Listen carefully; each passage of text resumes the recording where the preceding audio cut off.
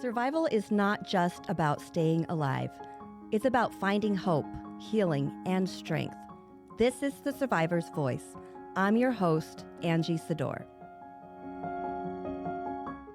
Before we begin, this episode may contain discussions of trauma, abuse, or other sensitive topics. Listener discretion is advised. We don't recommend listening to this show with young children present, and we encourage you to prioritize your well-being.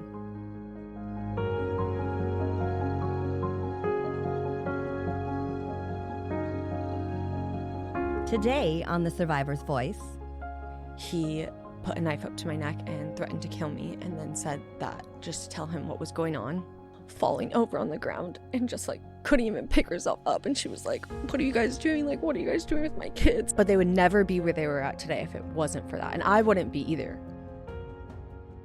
All right, well, this morning we are here with, and she has graciously allowed us to talk to her about her story. And so we're going to just get to know her a little bit. So tell me who you are now. Tell me, what do you do? Just kind of tell me a little bit about yourself. I'm very chill now, very relaxed, and very kind of just hang out with my boyfriend and just work, live my life, nothing too crazy. But I do like to have my crazy times sometimes because of my past, I'm sure. But yeah, it comes out a little bit. Yeah. Yeah. But other than that, just work and relax. And I have lots of animals at home. It's like a zoo. I have a couple cats. Yeah, nothing too crazy. I live a pretty chill life now. And since we're audio only, I mean, you are a very well put together woman, so our listeners could know, just absolutely stunning, great sense of style, just very well put together. So, wow, yeah. Thank you. Took a long time, but we're here now. Good. What do you do for a living? I make coffee. Okay. Yeah. Awesome. I sling those beans. Good. I love it. I love me some coffee. Me too. You can't live without it. No, I agree. Well, good. So you said it's you and your boyfriend. Mm-hmm. You guys live together? We do, yes. Okay. Yep. How long have you lived with him? 2 years, but Awesome. Been together for 4. Any children? No, I wish. Oh. They're soon. Yeah. Fur babies are good. I know, right? Yeah. That's a good step. Absolutely. So tell me about your past. I want to know all about it. Where should we start? Let's start at the beginning. I grew up in what it felt like a very loving home. I had 3 brothers, a mom, a dad, and it felt like, I had nothing wrong in my life. I lived in a little cul-de-sac in Coeur d'Alene. Knew my neighbors my whole life growing up. It's just amazing. And we went on these annual camping trips every year, and we decided to go on one that year. And I had a neighbor friend who was a girl, and we were very close. Was this here locally? Bumblebee. Okay. I think that's the campsite name. Yeah. And so if you're familiar with Bumblebee, I don't know if it's still there, but they did have I want to say a local bar kind of near the campsite. So our parents would put us to bed, go up and have their time, you know. Yeah. And then one night, my friend asked if I could sleep in her tent, and I wanted to sleep in her tent. And for some weird reason, my dad was very aggressive about maybe not aggressive, Firm, yes. Very firm about, no, you're not staying in there, but she can stay in our camper. I was like, okay. So we got her to stay in our camper. And the next morning I woke up. At the time too, just to put in a little background, there was a mountain lion on the loose. And so there's a lot of things off, and so you could only go in little parts. So we went kind of behind our camper, and she had told me that my dad had touched her. And I kind of attacked her in a way. Probably, I'm only 6 years old, so sure. From what I can remember, what those feelings felt like, I was attacking her, telling her my dad would never do that to her, and to not tell anybody. It's probably a really uneasy feeling for her. The day kind of went on, and when I look back to it now, it felt very weird, but in the moment, it didn't really feel weird. And cops started showing up at the bar, and my dad was kind of being weird, and we're sitting in the camper with her. And I put her in that position with my dad again, which I feel terrible about. But we're sitting in the camper, and she promised me not to say anything again. I said yes, and she left. My dad clearly knew what had happened, and he put a knife up to my neck and threatened to kill me, and then said that just to tell him what was going on. And so I told him, and then he hugged me and said that he would never do anything like that to me. And then probably 5 to 10 minutes later, he left to the bar and never came back. I don't have a clear understanding of how did the cops get involved? So I didn't find this out till about a year ago as an adult, but my uncle family friend, I just call him uncle, said that the dad had, I don't know if his daughter told her or if he saw something, I'm not really sure, but basically he called the cops and the cops came. And then my uncle did tell me too that he was going to kill my dad, but me and my brother were standing next to him. Oh my gosh. So the dad called, and then that's how the cops came. Do you think that your friend called home when it happened? Well, her family was there. So her family yes, was there. Sorry, that was probably confusing. Okay. We all live in that cul-de-sac, and she was only there for summers. Gotcha. Her parents were divorced, and so all of our like whole cul-de-sac were just very close. Yes, you were all camping together. Yes, yeah. That makes sense. Yep. Sorry, I'm all over the place. That's okay. Okay. Oh my gosh. Yeah. So the cops took him. Mm-hmm. And I didn't know at the time, which my mom kind of took us to the lake for hours, just playing down there. And then finally we just packed up our stuff and left. And I don't even remember asking where dad was or anything like that, really. I feel like I do have a lot of things kind of cut out, but the more older I get and the more I talk to more people, the more it comes together. Wow. In a sense. Oh my gosh. Yeah. It was terrible. And no history that you know of that he had done this before? Well, when I got older, I did find out that he did have a history of it. He had molested his disabled sister. He went to jail for a little bit. I'm not sure how long. And my mom made him promise that he'd never do it again. And she stayed with him. Yeah. Unfortunately. But I mean, I don't blame her. What do you do in those situations? Sure. Yeah. Mm-hmm. I think, not that that's an excuse for anything, but my dad was adopted so many times. He had 18 brothers and 16 sisters, and his mom gave up him but kept his 2 siblings. Wow. So I think that was a mental thing. Not that that okays anything he did, but that's learned behavior too. So he learned it somewhere. He definitely never got the love that he deserved, I feel. But I can totally agree with that. So then what did your mom do after that? So after that, my mom took us all and took us to our grandma's and sat us down and told us my dad was going to be gone. Okay. And that he wasn't going to be with us for a while and that we were just going to try to figure things out. And then he just wasn't there for a while and didn't seem sad at the time until my mom started drinking really, really bad. And growing up, my parents definitely drank, but I never noticed it growing up. Like it was always after dark or after we were in bedtime. So it wasn't ever a thing, but it was just constant after that. Like didn't seem like she could do anything without liquor in her hand. And a lot of instances, like she tried to drive me and my brothers off a bridge one time because she was so depressed. She sold our house and then moved into an apartment with 3 brothers at the time. My other brother wasn't born. And we kind of just crammed into this apartment. And that's when the drinking just started happening really bad. We weren't going to school because we didn't know how to get there. And then she started dating very young men in and out of the bars. Walked in on my mom a couple times growing up. And then finally she moved us to a house in Post Falls, and that's just where things just got really rough. We had just moved to Post Falls. We were so familiar with Coeur d'Alene. We didn't know anything in Post Falls, and she kind of just plopped us there once the house was built. And mind you, like our basement wasn't finished, so it was kind of just thrown into like a newer house, but not at the same time. She was just going to the bars for like weeks on end. Like my brother was 15 at the time, so in her mind, he probably was old enough to watch us in a sense. And it got so bad to where we had to go to the neighbors and ask for toilet paper because we were using sheets to wipe ourselves. We had like little Jiffy boxes of cornbread and stuff like that. Nothing too crazy. And I couldn't do it anymore. And finally, my mom came home one day and showed us how to get to school. Wow. And we got to school and my counselor pulled me inside and just asked me, hey, did you go on vacation? What's going on here? Like, you haven't been to school. And I just told her as a normal 5th grader would. My mom just hasn't been home. I don't know how to get to school, but, you know, we're here now.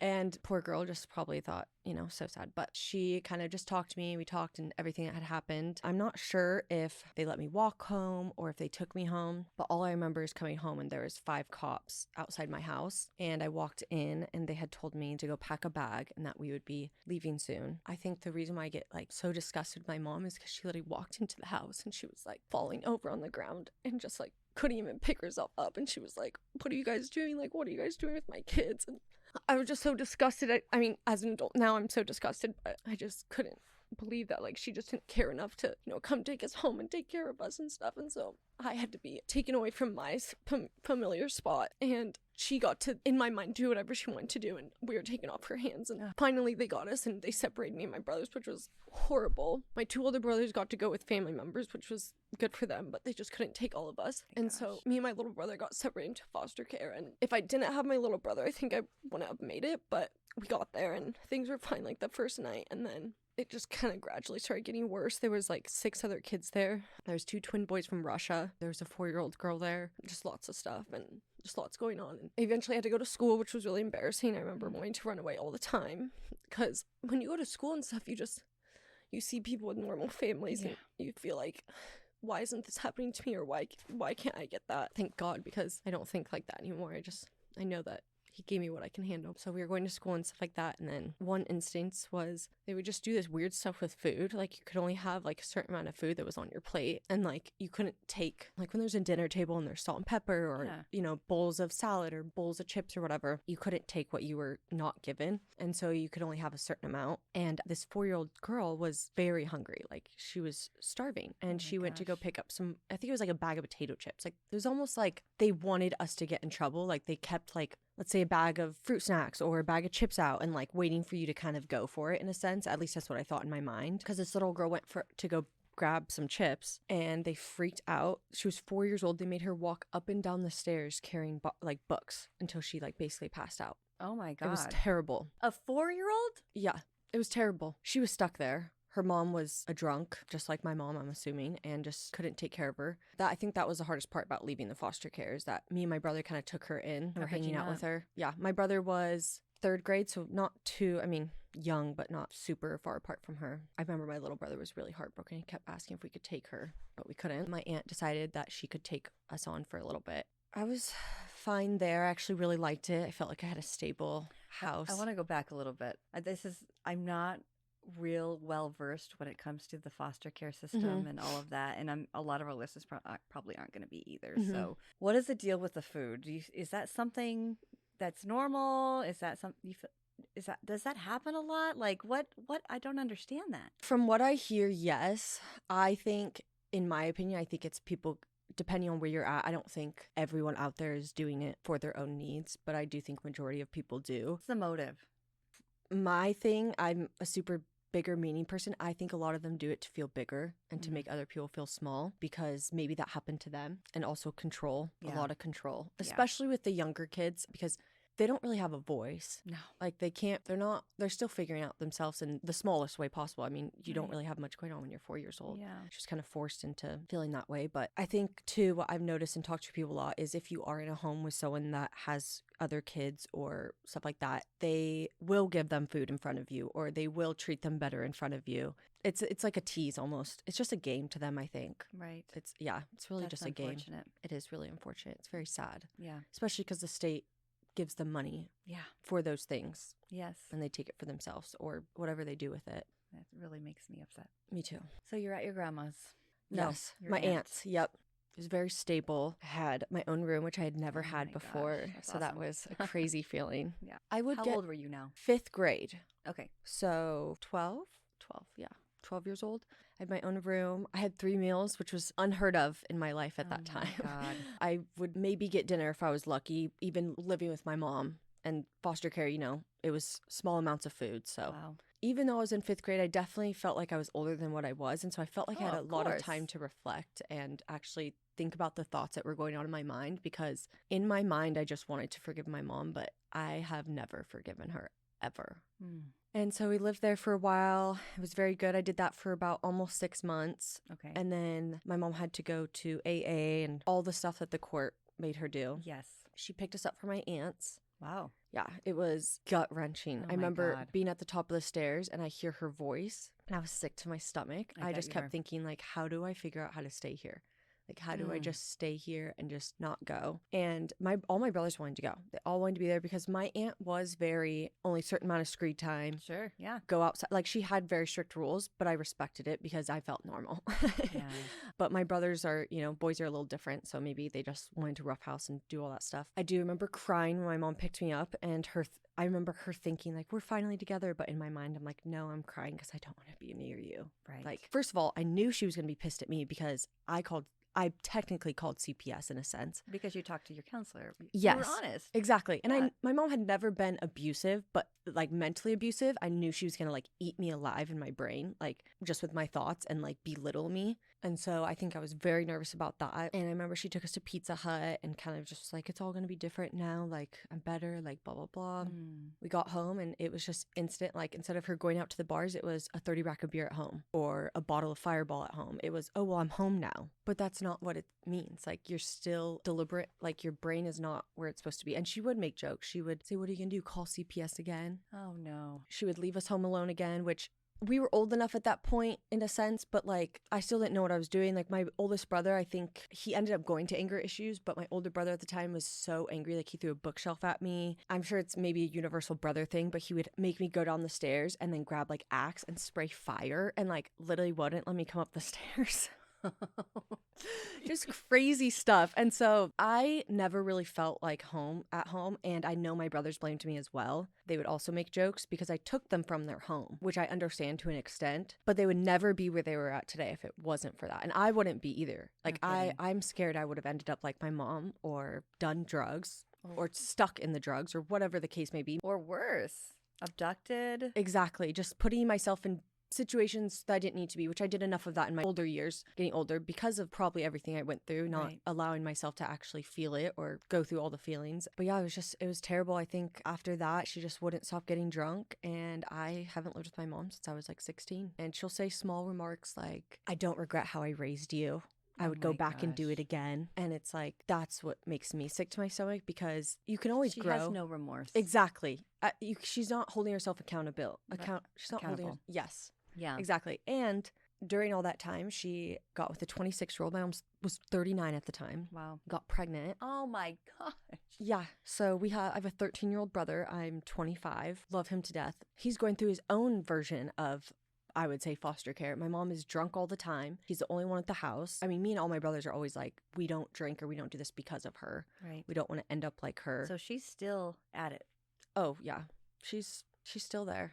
And she'll probably always be there until someone holds her accountable. I just recently cut her out of my life literally last week because I couldn't do it anymore. And my boyfriend even said, like, I just can't believe how she treats you. And like, it's the belittling words. Like, I still eat myself up a little bit about like what I didn't put myself through that situation, but in a sense, I feel like I did because I called CPS. There's a lot of shame. Yes. She doesn't help with that. Yeah. And I'm sure, where are your brothers at with that? Do they? They love her.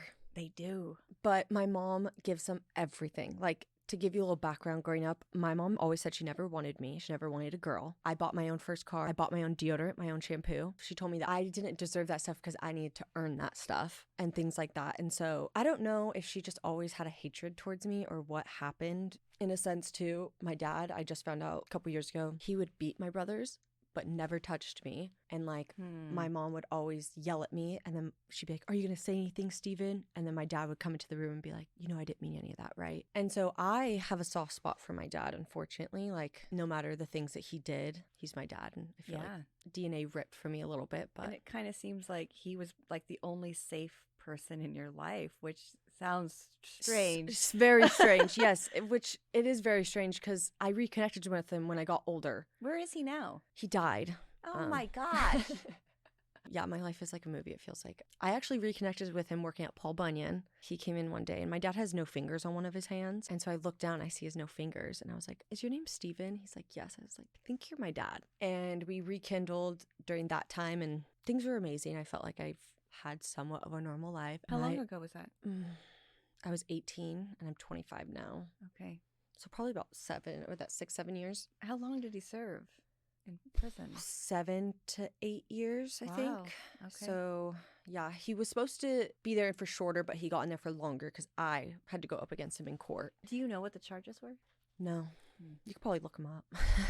I'm like, they're probably there in the system somewhere. Sure they are. He would send my brothers letters and videos, but never me. I told him what she did what he did to her, and then I called CPS on him. And it's almost like I'm the only one that knows what's going on in this family. Oh my gosh. Like everyone is just blind to it and just wants to just go straight forward and go on with their life and not worry about the ugliness on the side. But I think that's why I'm not super close to my brothers, is because I see how my mom is and they let her act that way and they feel the fire. Like they help her pay for bills, and which I'm not saying that's wrong. If you need help, of course, but they just let her act the way she acts, and she just says nasty things when she's drunk, and whether she means it or not, you mean it somewhere. And so I just don't want a part of that anymore. And I think it took me a very long time to get there, because I always in the back of my mind felt like family is, you're supposed to be tight with your family, but yeah, I have found my wings and I am flying away from the nest.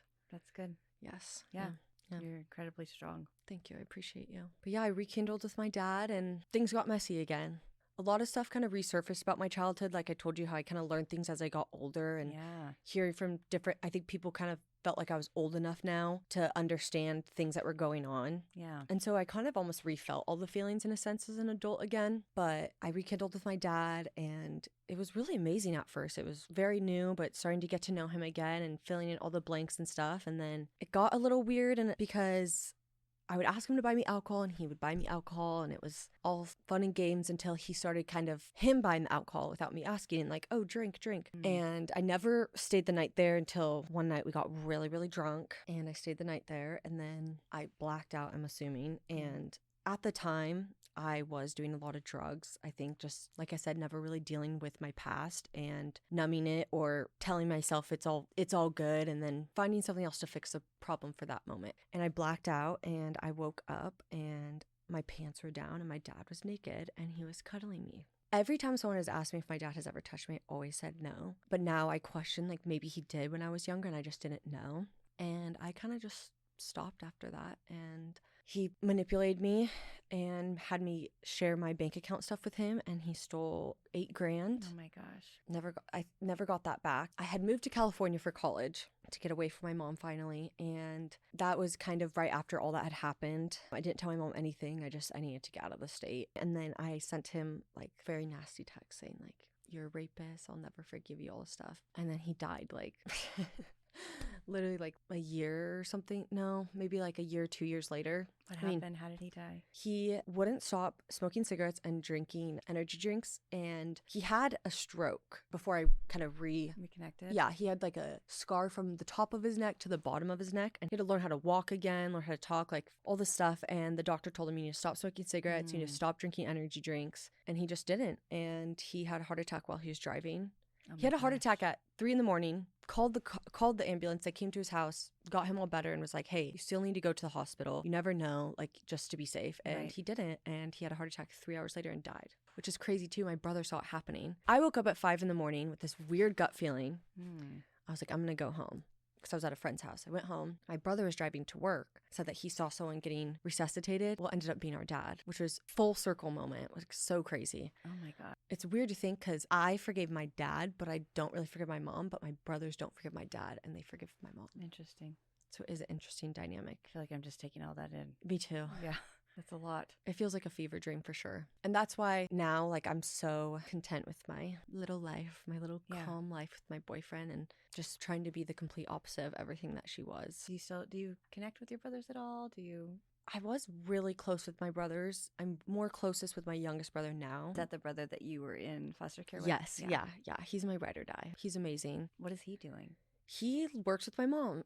Oh my gosh. Yeah, he's stuck in that too. They all talk to me one-on-one. They'll never say it in front of her, but almost like how jealous they are that I have power to just get away from it and not feel obligated. Yeah. Because there are times when like my mom would say stuff and I felt like I was obligated to help her, or I was obligated to stop my whole life and fix her life. But I always went back to the idea of, if I had kids, I know that in my mind, I would snap into it and be like, I need to get my shit together for my children. Yeah. Like, and like I said, I wouldn't know till I'm in that moment. But I think in my mind, like as a mother, you always just want what's best for your child. And so I couldn't fathom the fact that she wanted the complete opposite for us. No kidding. And so me and my brothers are kind of estranged. My one brother we're a year apart. He sees her for who she is, but he loves her for who she is. Well, and so it's that typical addict codependent relationship. Mm-hmm. And that is a very powerful force. I've seen it. I've been through it. It's difficult to break codependent behavior especially when it's attached to an addict. So that says a lot about who you are. Thank you. Yeah. I need that. Yeah. That's a big deal.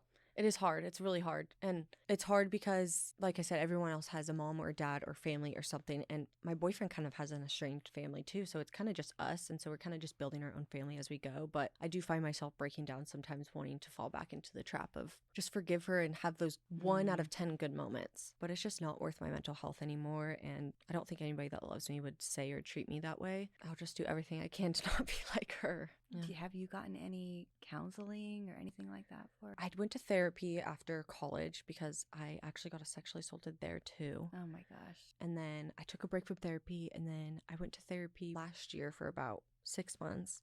And it was going good for a while. And then my therapist, it just got really weird. He started talking about how he was touched and all of this weird stuff. Oh no. Yeah, I feel like I get stuck in these situations. I'm like, this is not happening to me.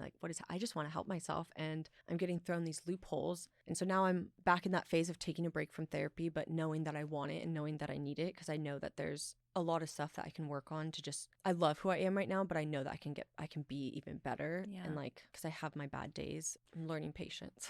Well, I'm grateful that you're not giving up on therapy, because it's unfortunate that there are a lot of bad therapists out there, but there are good ones. Yes. And sometimes it takes going through the bad to get to the good. Yes. I need to push through that. I think it's retelling my story that makes me get so exhausted that I'm like, I can't do it. Yeah. I can't do it anymore. I just wish. It's a connection. Mm-hmm. You're forming this connection with this other person in therapy, and you're building this relationship. Having to do that over and over again is a challenge. Yes. And now my goal is I'm currently writing a book. Oh, you are? Yeah. It's all over the place. I'm only 7 chapters in, but that is my end goal, to write a book. And kind of I'm here, why we're here today is I want someone to be able to listen, or for me to be able to listen to someone else's story and know that they went through what I went through without it feeling like I'm absolutely crazy. Yes. Therapy is amazing, but I feel like getting my story out is also good and helpful, like I said, for other people. Yeah. Because in that moment, at least for me, I always felt like even going to school, or for example, just walking around the grocery store, I'm just I'm so abnormal in my life, or the thoughts in my brain are just I wonder, is somebody else going through this, or is somebody feeling the way I'm feeling and not going absolutely crazy, or feeling like they're by themselves in this whole entire world. And so you want people to know that they're not alone. Yes. Yeah. Truly. Because it is a horrible feeling, especially when it's your blood. Because for me, I've always thought if the world ended or everybody in the world hated you, you'd have your family, unconditional love. But unfortunately, I don't have that. And so that's why I'm very thankful for my boyfriend. He's a very good guy. You want to build your own family. Yes. Yeah. That's why we're so patient with everything, is because we just want to do everything the right way. I mean, if it doesn't, it doesn't. But we just want a stable home. That's all we could dream for. Yeah. Yeah. And it looks like you are creating the foundation. Yes, we're getting there. Yeah. I've had, like I said, I do have my moments where I fall back. I love my calm life, but I find some days feeling like I'm bored of my life because I'm not out doing drugs, or I'm not something crazy happening. Chaos. Yes. Yeah. That's normal to me. It's just everything chaos. That's how I thrive. And now I'm like, what am I doing? Yeah, I understand that. How long has it been since you've been in this normalcy? Oh, that's a really good question. I would probably say 4 years, ever since I met my boyfriend. Okay. So it's not that long. Not that long. Yeah. No. So your brain is still adjusting to this life. And Yep. My frontal lobe has finally developed. It's good.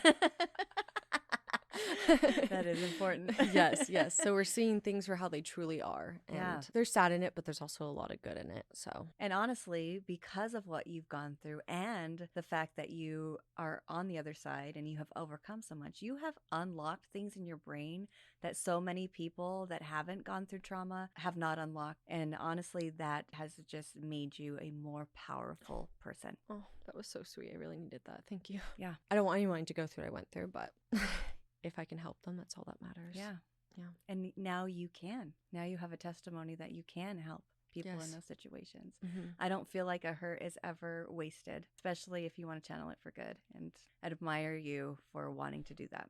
Well, I appreciate you. I'm thankful that I did not fall into the trap of the other life. That's a it's rarity. it's an easy path to take. It is. Yeah, and I was down it for a little bit, but we're not anymore. It's amazing. I appreciate you. You're so sweet. So for those that are listening in that are maybe stuck in a current situation, whether it's in foster care or they have, an alcoholic parent or a parent that's an addict that's maybe completely absent, what would you tell them that would give them hope? What would you have told yourself then? It definitely gets better, like 110%. The pain and the hurt is worth it in the moment, and just trying to channel other things. I always tried to think of the good things I had in my life to outweigh the bad, and to know that eventually it will get better, whether it's now or... I had to learn a lot about patience. So I think patience is a huge thing. It feels like you want things to happen right now. Why isn't this happening to me now? I'm doing the work. And don't be afraid to ask for help is a huge thing I always recommend. Whether it be your neighbor or someone at work or anything, it's okay to ask for help because sometimes you just need it. Yeah. Like, you can't do a lot of things alone. I'm at the end of the tunnel, and I promise it gets better. Yes, it gets better. Yeah, absolutely. We were created for community. Yes. We don't have to live our lives isolated.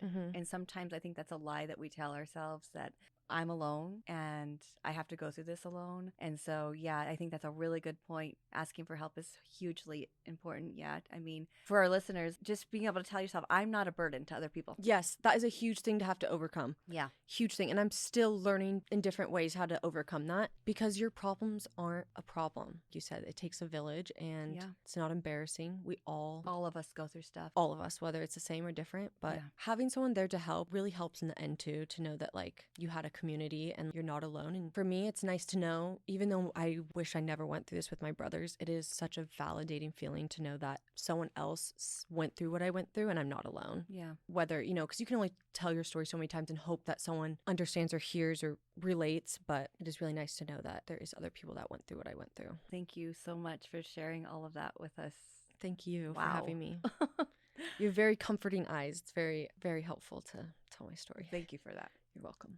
Well, thank you for sharing your story with us, being vulnerable and honest and transparent. I really feel like transparency and vulnerability is really the key for just for people to connect on a very deep level. I think that's what we were meant to do with each other. And so for you to be able to do that and share that story with the public is it's enormous. And I'm really grateful for you and for you telling your story. So thank you so much. I appreciate you, and thank you for letting me tell my story. Next week on The Survivor's Voice. At that first appointment, the doctor said it was going to be different than our last pregnancy. There's no way in hell that you were giving up on her. I'm not, and you're not going to either. It's really given us a new way to live, a new understanding for life. Thank you for joining us on The Survivor's Voice. I'm Angie Sedore, reminding you that every survivor's story matters, including yours.